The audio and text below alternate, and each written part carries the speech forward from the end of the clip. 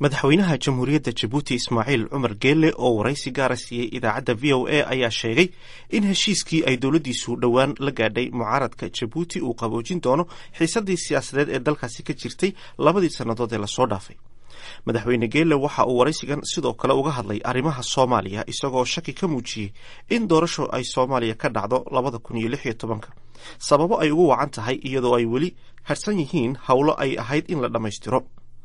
madaxweynaha Jabuuti waxa uu waraysigan sidoo kale uga hadlay heshiiskii Soomaaliya iyo Somaliland ay ku gaadheen Jabuuti isagoo rajo ka muujiyay in natiijo fiican ay ka soo bixi doonto wada hadallada labada dhinac u dhaxeeya.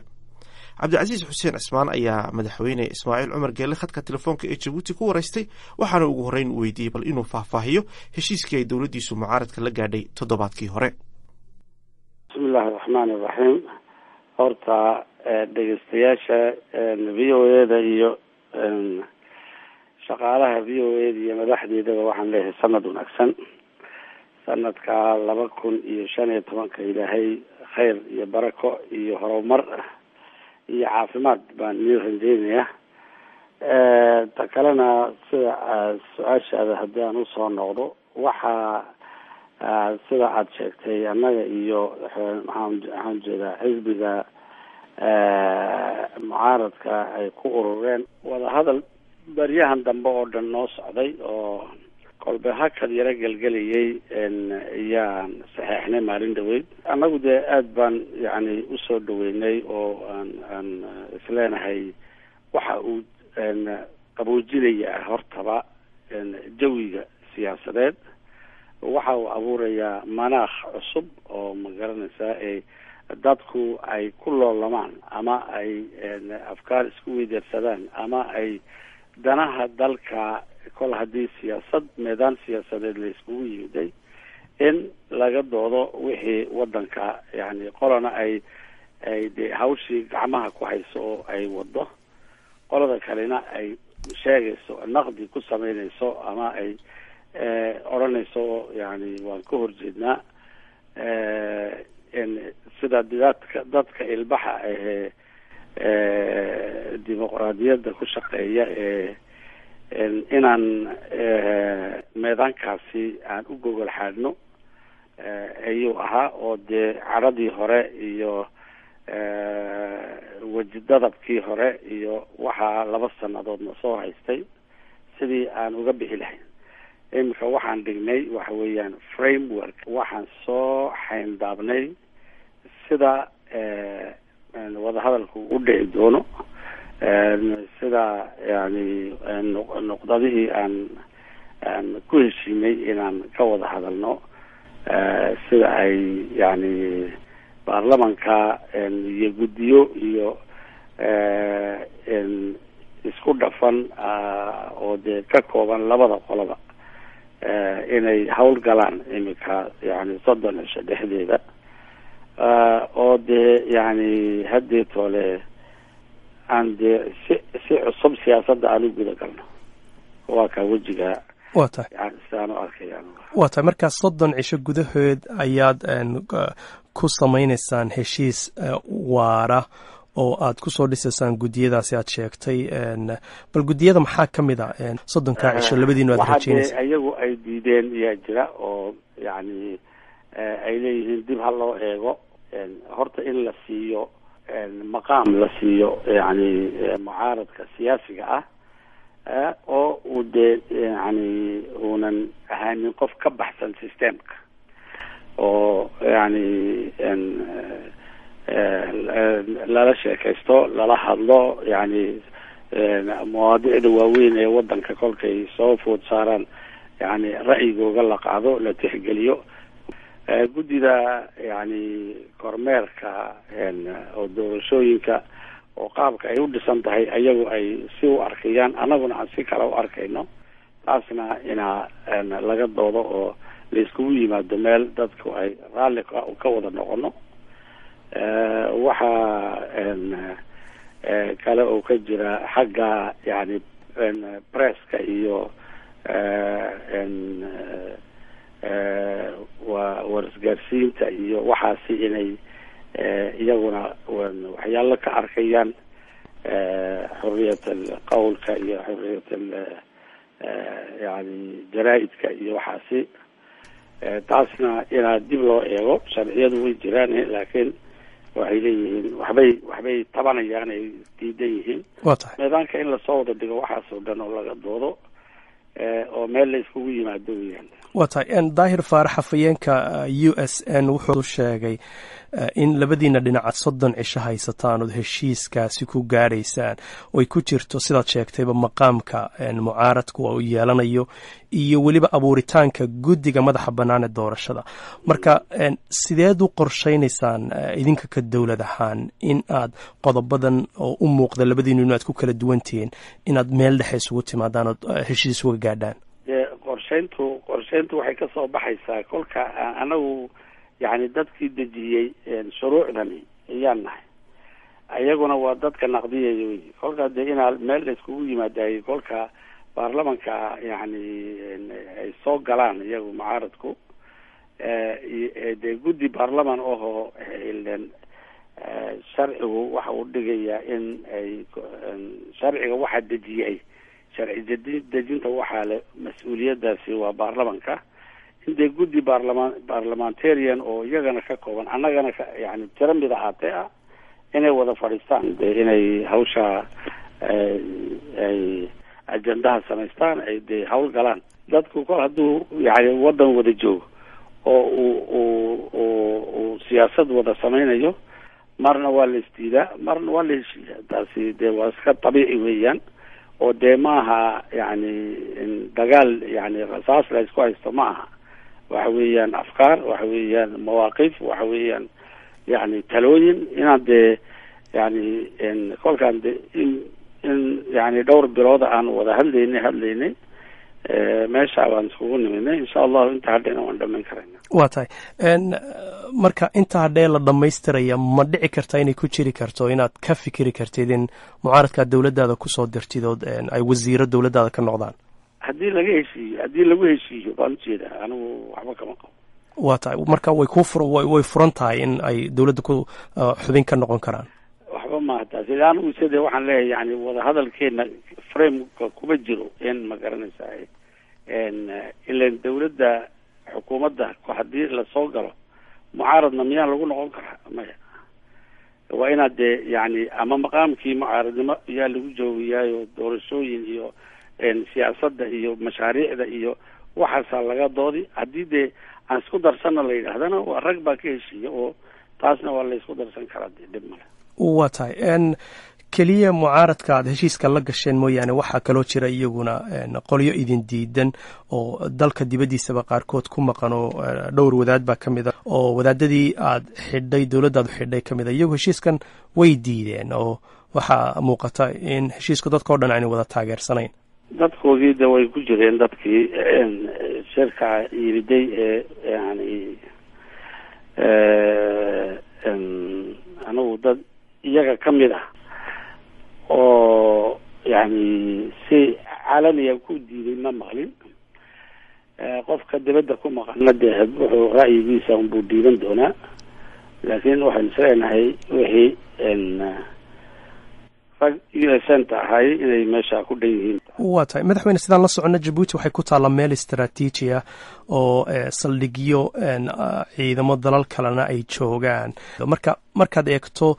dhinaca siyaasadda in dalku xasiloonaado waxa ay tahay mid macno weyn ugu fadhida dalalka Djibouti xiriirka la leh ama saldhigyada ku leh ma kula tahay dalalkaasi inay cadaadisin saareen ama ay idinku qanciyeen labadiina dhinac mucaaradkii iyo dowladdaba inaad heshiisaan wax luga ma ku leeyihin kuma yeelan karaano annagu mar walba ilaa 94 ilaa maanta wixii khalkhalna soo dhex gala ama aan siyaasad ahaan xitaa kolka dee jabhado ay furmaan mar walba annaga unbaa dhexdeeda ka hadalna annaga unbaa heshiina annaga unbaa dhamaysta kii saddexaad weeyaan heshiiskani maanta aan saxeexnay shisheeye wuxuu nagu soo farageliyayey way yarta annagu ma ogolin mana ogolaan doono maxaa yeelay wax shisheeye faraha la soo galo oo dhani wuu kharimaa oo adduunka wixii experience aad leedihiin waad garanaysaan inaanay tallaabo la qaadin lahaa. marka 30 cisho ee bilowday rajadaad ka qabtid in wax rasmiya aad wada saxeexdaan intay leegtaa? anigu waan ku kalsoonahay oo waxaan isleeyahay inaan hawsha aan ka gudbi karno oo heshiis gaari karno wixii dee alla og yahay sidamood. waata intaasi bal aan uga gudba dhinacii siyaasadda. dhinaca dhaqaalaha sanadkii lasoo dhaafay iyo sanadadii ka horreeyba dowladda Djibouti waxay sheegaysay in dhinaca kobca dhaqaalaha marka la eego uu dalku uu soo wanaagsanaanayo oo mashaariic badan iyo maalgashi badan ay dalka ka socdaan. balse dhinaca kale markaad eegto dadka reer Djibouti waxaad moodaa in weli kobacaasi ay dowladdu had iyo jeer sheegayso inaanay dareemin oo saboolnimo weyne ay jirto. marka maxaa macno ay ku fadhidaa madaxweyne in dowladdu ay ku celiso kobcii wuu fiican yahay haddii danyartii weli noloshii ku adag tahay? dadka dee iminka anigu xisaab haddaan galno sanadka iyo kii ka horreeyey sanad waliba inta qof ee ka baxday saboolnimada ee nolol gashay, inta qof ee dhalinyaro ah ee shaqo heshay, inta yani mashaariicdaas socda ka faa'iidaysatay de statistic haddii aad doonayso waa soo wada qorayna. wadan yani Yurub tag, America tag, dad sabool laba waayo, meel walba uu jira saboolka. laakiin dadaalku waxa weeyaan in aad hore u dhaqaajiso wadanka, in aad wadankii u furto magaranaysaa ay maalgelinta shisheeyaha, in aad kaabayaasha dhaqaalaha aad magaranaysaa aad u hesho yani ilaa haddii aanay jirin infrastructure, haddayna jirin cid maal gashan kartaa ma jirto wadan. waa tahay laakiin anagu yani kolka aan yani wixii IMF iyo World Bank ay saxayaan ka soo qaad magaranaysaa kobaca dhaqaale sanadkani yani 2015 waxaan higsanaynaa inuu 7 gaadho magaran boqolkiiba. taasna dee yani wax cidla un ka imanaya maaha, wax magaranaysaa ay cidla ku dhacayana maaha, waa wax dalka faa'iido u ah oo ay muuqato in magaranaysaa dadweynuhuna uu dareemayo kana faa'iidaysanayo. laakiin iyadoo dadaalkaasi madaxweyne uu jira haddana maciishadii weli waa qaali, dakhligii ma badna, dhalinyarada qaarkood shaqalaan badan bay ka cabanayaan. isbedelkii waxay leeyihiin si toos uma dareemayno oo weli baahidi way tahay. bal weydii haddii ay si kale garanayaan. anagu waxaan leenahay wadanku sida uu maanta maalin uu ka fiican yahay ma jira bay anaga nala tahay. waa tahay maragna uu jiraa yani oo dee laakiin dadweynaheenu uu aad buu aaminsan yahay wixii yani mushaharka ugu yar 15,000 oo faran ahaa 35 ayaan ka dhignay. maantana yani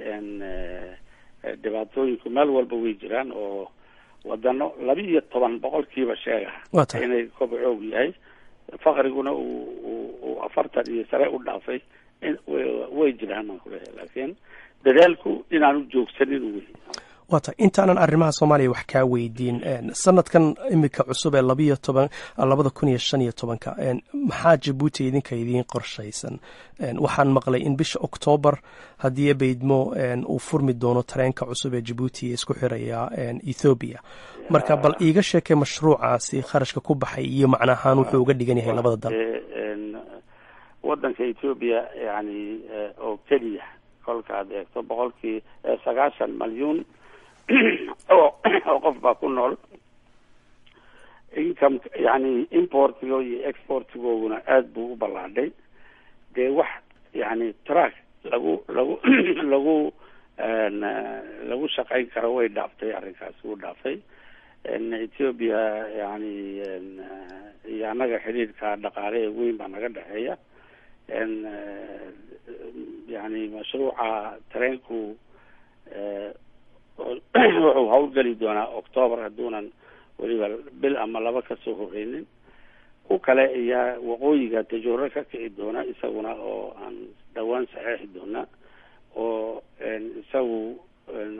ka howlgeli doona exportiga waqooyiga Ethiopia iyo magaranaysa importgooga oo yani marsada cusub ee Tajoora aan ka wadno iyaduna dhammaan doonto sanadkan 2015 dhamaadkiisa ayaa iyo wadada xagga meel balxal la yiraahdo xuduudda Ethiopia gaari doona waxa aad ogtahay in airportka magaalada Djibouti hadii tole congested yahay magaaladii bartankeedana uu ku dhacay kolka mid baan qorsheysanahay oo bishan dhamaadkeega inaan dhagaxeeda dhigno aan rajeynayna oo isla magaalada Djibouti marka airport xageed dhagaxa ku dhigaysaan isla Djibouti gudaheeda magaalada gudaheeda 25 kilo baan ayaan magaalada ka bixinaynaa hadii alla yiraahdo goormu dhamaanay marka 2 sano bad waa inuu ku dhamaado waa tahay waa hagaag port cusub maxaan ku yiraahdaa refinery aan qolo reer Singapore iyagana aan la saxeexnay waa jiro isaguna 2015 inuu bilaabmo dhismihiisu aan rajeynayna mashaariic fara badan baan yaan gacanta ku haynaa oo aan isleenahay sanadaha soo socda way waxa weyn bay ka tari doonaan dhaqaalaha insha Allah waa tahay arrinta Soomaaliya doonayna wax ka weydiiyo sanadkii imika dhamaaday madaxweyne markaan eegno waxyaabo badan baa ka dhacay marka dhinaca amniga ku hormaro hogaankii ururka al-shabaab Axmed Godane waa la dilay saraakiil sarsare iyo taliyaal waa qaarkood waa la dilay qaarkood waa la hayaa adigu markaad eegto ururkaasi iyo khatartu gobolka iyo Soomaaliya ku ahaa ma kula tahay dhabarjabkaasi dhinacii hogaankooda dilkooda loo sameeyay iyo dhulkii badnaa laga qabsaday in ay halistii ururku yaraanayso hataa waan aaminsanahay inuu yaraanayso oo de wax waliba wuxuu leeyahay kullu tuul yani wuxuu leeyahay taraf magaran oo laguma diri doono dadweynuhuna uu ka soo daalay ayagana yani waa la leefiyey oo aad bay u liitaan oo dhulkii inteeda badan waa laga saaray wax dee isqarxin oo yani dadkaasi ay caruur yaryar ay ku xidhxidhayaan bambooyin ku xidhxidhayaan oo de soo qarxiya ay leeyihiin maahane dagaal foolka fooli uu ku yaryahay iyo gaadmo iyo wax caynkaasa mooyaane waa tahay marka dhulkii waaweynaa oo dhan kol hadii laga saaray inta haddana insha allahu tacaala waa hadeed waa dabayaaqaan umalaynaya waa tahay laakiin weli qaraxya ay ka geysteen magaalada Muqdisho shalay oo ugu dambeysay sidoo kale dhinaca amniga Kenya markaad eegtid waad ogtay dhinaca waqooyiga wadankaasi khalkhal dhinaca amni kadib markii weerar la beegsadeen weli khatartu laakiin way jirtaa bay leeyihiin dadka khubarada lama diidi karo laakiin sade yani wadano sida Pakistan oo kale iyo de waaweynba dagaal walba yani waadiga arkaya waxa qarax ka dhacaya waxa yani maxaa la yidhaahdaa dhagaro ka dhacaya waad arkaysaa yani way sii jiri doonaan laakiin sidee kolba way sii yaraanayaan waa lala noolaan kara marka mudane madaxweyne qalbiga ma ku haysaa istaraatiijiye ka duwantii hore oo intaasi yare shabaabkee hadhay lagu maarayn karo waan ku celinaynaa de anigu yani waxaan aaminsanahay aragtida dadkani international community laleeyahay iyo tayna way kala duwan yihiin waxaa xoolo lagu bixinayo ciidamada AMISOM armay rubuceed yani askar Soomaaliyeed lagu tababari lahaa lagu qalabayn lahaa miyay yani ka roonaan lahayd ama ka wanaagsanaan lahayd anigu taasaan aaminsanahay horena u aaminsanaa iminkana waxaa la moodaa in taas loo soo noqday oo iminka tayeyntii iyo magaranaysa tababaradii iyo aan lasii kordhinay oo dadku dee ay ciidanku iminka AMISOM horteedba yani uu hawlgalkiisu ay aad iyo aad yani uga fiican yihiin dhulka waxa badan yani dadka yani hawshooda maanta sida wanaagsan uga fulinayayna ciidanka Soomaaliyeed waa tahay dhinaca siyaasadda Soomaaliya sanadkii dhamaaday wax badan baa ka dhacay ra'iisul wasaarihii saddexaad ayaa yimid welina waxaa muuqata in khilaafkii madaxda Soomaalidu uu weli meeshiisii sanadkii lasoo dhaafay uu la mid ahaa kii ka horreeyey adiga maxaa kaaga baxay mudane oo aad ku macnayn kartay khilaafkii dhawaa meel baa waxbaa dee qaldan in la garto weeyaan oo dee yani in constitution-kan ay wax ka qaldan yihiin bay ayay aniga igu muuqataa oo in malaha mar loo fadhiisto oo yani ilan waqti caadi ah oo ma garanaysaa lama joogo oo waa waqti yani istisnaa'i oo exceptional oo hoggaanku inuu ma garanaysaa ay mar walba liico mar walba yani khalkhal la geliyo mar walba yani ay khilaaf yimaado madaxdii u sarreysay waddanka waxba uma taraysa ee dhibaato unbay u keenaysaa sumcaddiisana way xumeynaysaa horo socodkii geedi socodkii waddankana way kharibaysaa kolka wax kastiba waxay kusoo noqonayaan un markaad eegto dastuurka oo yani u baahan in malaha dib loo yani loo eego oo bal haddii ay tahay xitaa si kumeel gaarana bal si kale loo dhigo oonan khilaafaadkan iyo waxaan sayna usoo bixin waa tahay amisom ciidamada amisom ee Djibouti ay qaybta ka tahay magaalada Muqdisho waxaad moodaa maalmahan hadalhaynta ugu badan inuu ka taagan yahay afayeenka ciidamada amisom Ali Xaamud oo ciidamada Djibouti ka tirsan amisom waxay soo saareen war-saxaafada ay leeyihiin afayeen nooma aha ergeyga gaarka ah ee midooda Afrika waxa uu ka sheegay magaalada Muqdisho in afayeennimadii Ali Xaamud ay bishii August dhamaatay Ali Xaamudna uu soo shaqeynayay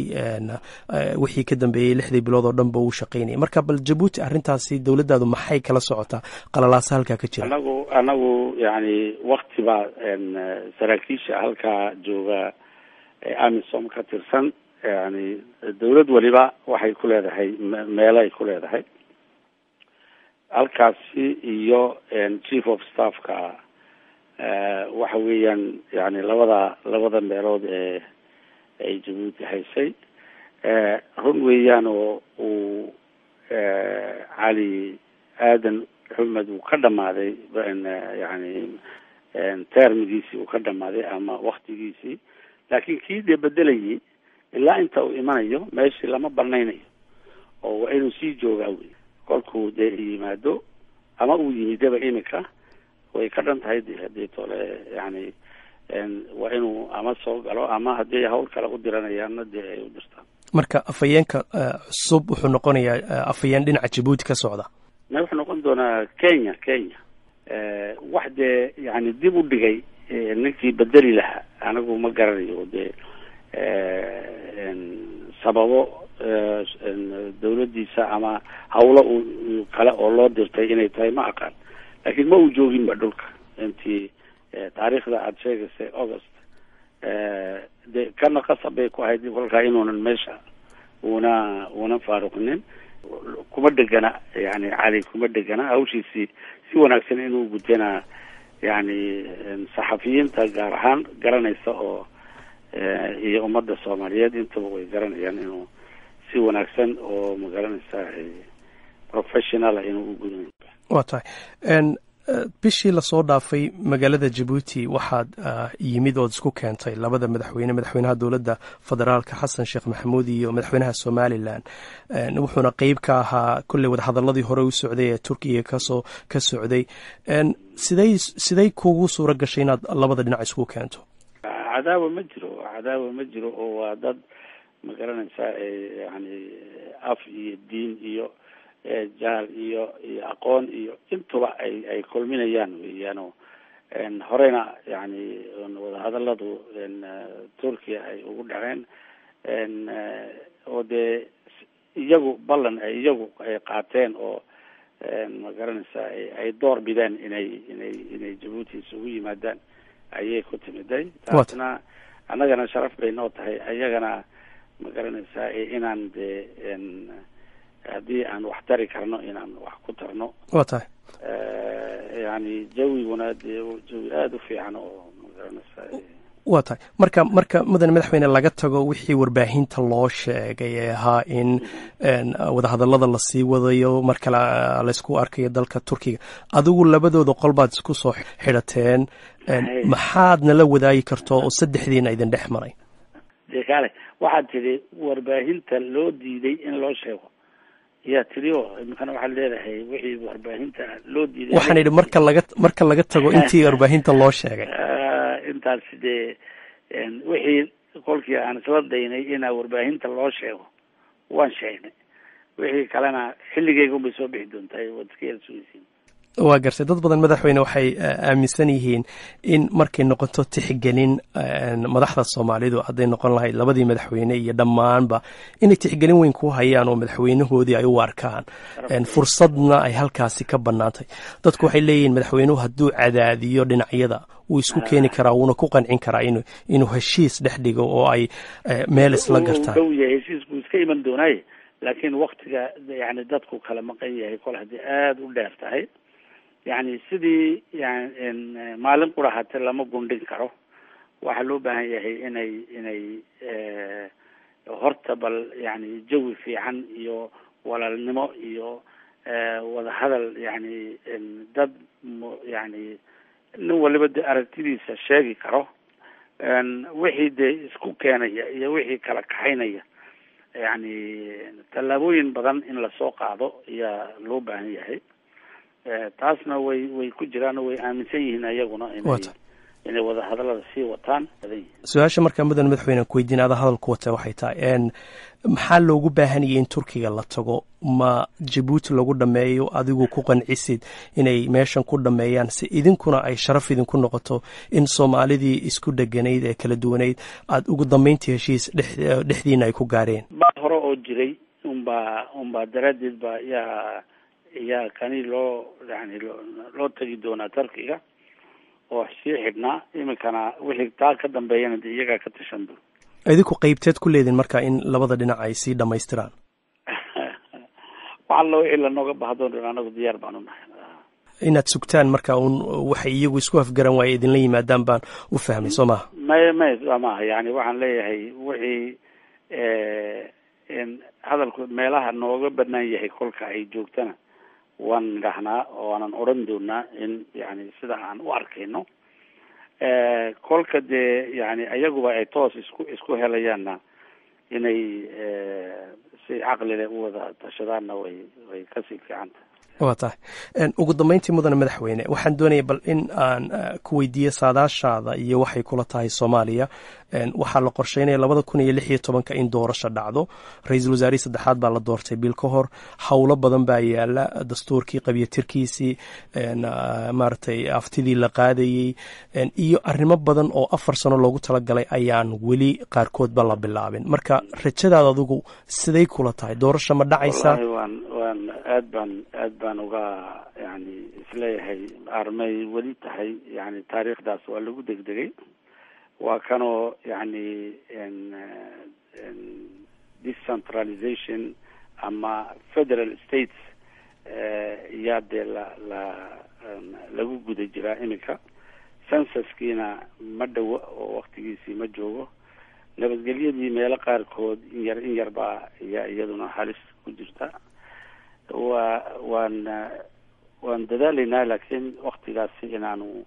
ay cidhiidhi tahay bay nafteedu doonaysaa. waata dad badan loo baahdo waa la biirin doonaa. hadalkaasi biirinta marka dad badan iyo khubaro iyo diblomaasiyiinba waxay leeyihiin arrimaha yaala iyo taskiga yaala darteed laga maarmi maayo in wakti lagu darsado. marka ma aaminsantay adigu? anisaabay la tahay. marka waa kolkaad eegto yani wixii loo baahnaa ee wadanku inuu yeesho dawlad iyo baarlaman wixii yani qaacidadii uu ku dhismi lahaa yaanan weli yani aan dhisnayn. sidaa daraaddeed waxay de nagu asburi doontaa inkastoo iminka la dardar gelinayo oo yani dawlad goboleeday ay midba mid kaga dambeysa iminka ay soo baxayaan oo shaqadu ay socoto, haddana waxaan isleeyahay lagama gaarsiin doono oo censuskana ugu weyn oo inaa ummadii la tiriyo. waa tahay marka go-aanka muddo kordhinta hadday noqoto in laga fursan waayo, ma dawladda ayaa ku dhawaaqaysa mise dawladda iyo beesha caalamka wada socdaa ku dhawaaqaya? dawladda iyo caalamka oo dee annagu aan igad ahaan inaan dee albaabka u furno ay tahay baan umalayn. kaasi waxa uu ahaa madaxweynaha jamhuuriyadda Jabuuti Ismaaciil Cumar Geele oo waraysi gaara siiyey wariyaha VOA da Cabdicasiis Xuseen Cismaan.